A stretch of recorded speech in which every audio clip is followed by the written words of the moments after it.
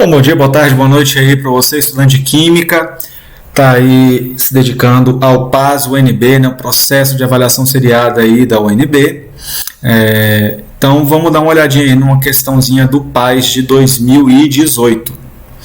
Bem, então essa questão ela traz essa figura, essa imagem, né, que está mostrando uma folha.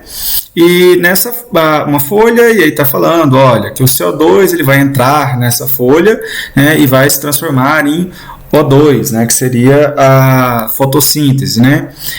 Então, olha só, perceba aqui, o CO2 mais a água está se transformando em O2 e glicose, certo? Isso aqui aconteceria, então, durante o período do dia. E você tem aí a luz catalisando essa reação química, né?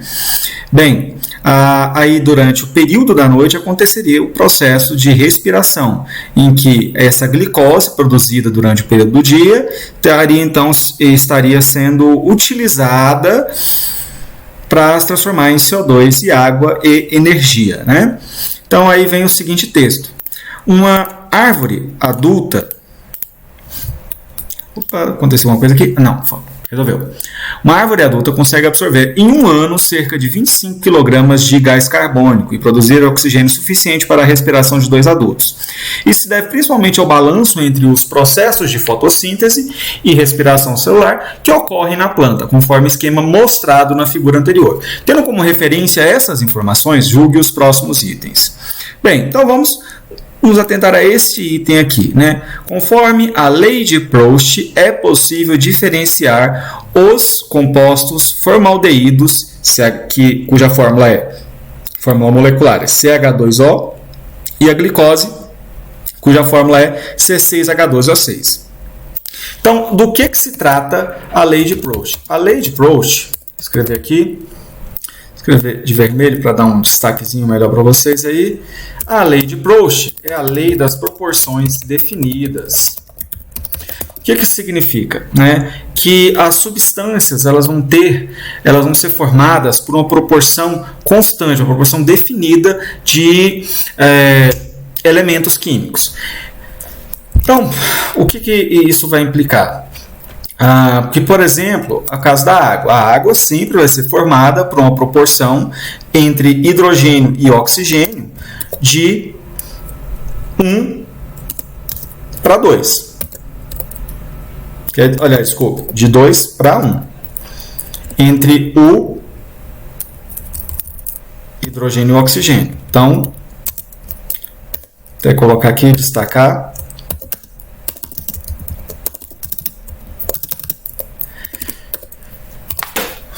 Então, sempre vai ser assim. A molécula de água ela respeita essa proporção.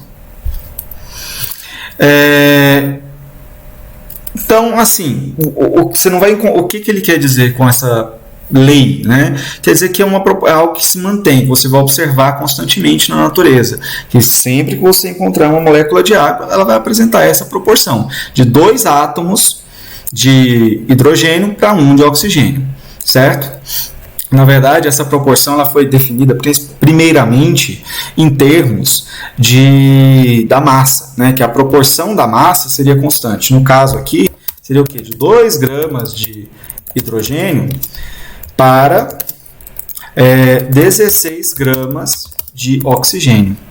Então, primeiro foi definida em massa, e aí assim que veio o modelo de Dalton, né? Dalton conseguiu propor um modelo atômico científico baseado na lei de Proust e na lei de Lavoisier.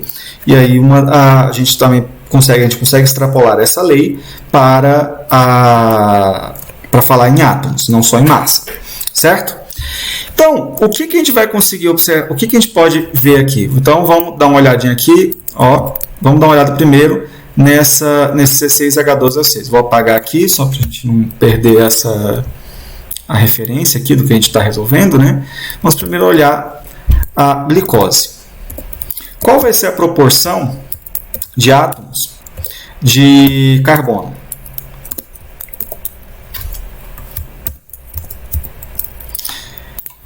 Então, vamos lá. Então, ela tem o quê? 6 átomos de carbono, 12 átomos de hidrogênio e 6 átomos de oxigênio. Perceba que essa proporção, a gente tem que pensar na proporção em números, nos menores números inteiros possíveis. Então, como é que a gente vai conseguir encontrar esses menores números inteiros possíveis? Nós pegamos o menor desses números aqui. No caso aqui nós temos 6, 12 e 6. Então, nós vamos usar o 6, né? E vamos dividir todo mundo por 6. Então, dividindo todo mundo por 6, o que eu vou encontrar? Dividir todo mundo por 6. Então, se eu dividir 6 por 6, adivinha, né? Vai ficar 1. 12 por 6, 2. E 6 por 6, 1. Beleza. E agora? Se eu for olhar para a proporção do formaldeído. Formaldeído, quantos átomos de carbono ele tem? 1. E de hidrogênio? 2. E de oxigênio? 1. Então, o que a gente pode concluir a partir dessa nossa análise aqui? Que eles apresentam a mesma proporção. Então, usando a lei de Proust, não é possível diferenciar os dois, já que a lei de Proust é a lei das proporções definidas, então, e eles apresentam a mesma proporção em átomos. Logo, não é possível diferenciá-los. Então, esse item está o que, gente? Errado. Ok? Beleza, gente? Até a próxima.